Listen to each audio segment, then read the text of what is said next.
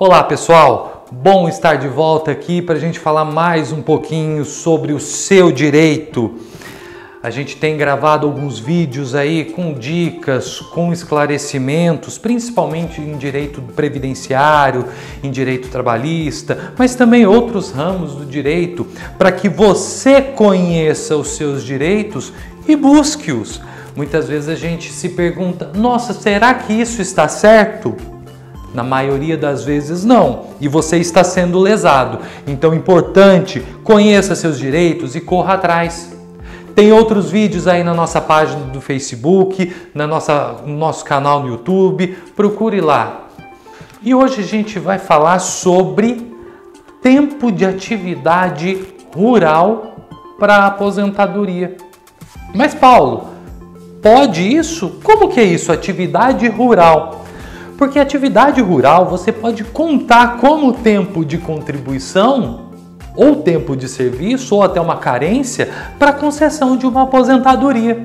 Então é importante que você saiba desse direito, porque às vezes muita gente procura um advogado e fala, tenho tantos anos de fábrica, tenho tantos anos de carteira, e não dá o tempo. Mas não leva em consideração que começou sua vida laborativa lá na roça, trabalhando com pai, mãe, os irmãos, e muitas das vezes esse período conta como tempo de contribuição para completar o tempo necessário para a sua aposentadoria. Isso é para aposentadoria por tempo de contribuição, que vamos relembrar, aposentadoria por tempo de contribuição nas regras atuais. O homem tem que ter 35 anos de contribuição e a mulher 30 anos de contribuição. Nem estou falando de reforma, hein? Estou falando de aposentadoria comum do jeito que está hoje. E esse tempo de contribuição, claro, como eu já disse em outros vídeos, você pode diminuir com atividade especial, com a dita insalubridade. Mas o tempo em que você trabalhou na roça junto com a sua família também conta como tempo de contribuição, porque existem alguns tipos de segurado. Existe o segurado empregado, que é aquele que trabalha de carteira assinada, existe o contribuinte individual, que é o autônomo, e alguns outros, e existe o segurado especial. O segurado especial é aquele que trabalha em regime de economia familiar no meio rural, numa propriedade que seja sua ou não, mas só que aquela produção é pro sustento da família. É claro que a gente não está falando aí de grandes latifúndios, de milhares de cabeça de gado ou milhares de hectares de plantação. A gente está falando de uma pequena propriedade rural em que você trabalhou junto com sua família. Esse período você pode contar como tempo de contribuição e complementar a sua aposentadoria. Lembrando que nessas condições, que é trabalhando no meio rural, em regime de economia familiar, em uma pequena propriedade, ou seja, você plantava basicamente para sobrevivência. E pode ser usado para complementar o tempo de aposentadoria por tempo de contribuição. E no caso da aposentadoria por idade, existe a aposentadoria por idade que é exclusivamente rural.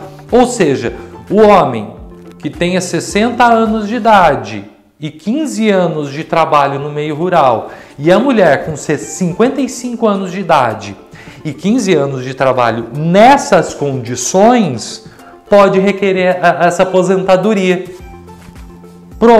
Só demonstrando perante o INSS ou quiçá numa ação judicial que você trabalhou nessas condições de trabalho rural, de segurado especial.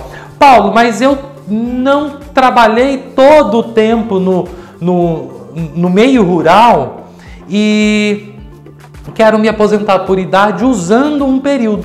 Também pode. Mas aí a idade vai ser 65 anos para homem e 60 anos para mulher. Também precisa dos 15 anos. Entretanto, mas não precisa ser exclusivamente no meio rural. Pode ter um pedaço que você trabalhou de carteira assinada, um período, né, que você trabalhou de carteira assinada na cidade e um período que você trabalhou no meio rural. Importante que um período rural seja recente. Aí você pode requerer essa aposentadoria por idade rural. Paulo, muito fácil, muito bom, mas só que eu não tenho documento nenhum que comprova que eu exerci essa atividade no meio rural. Como eu faço?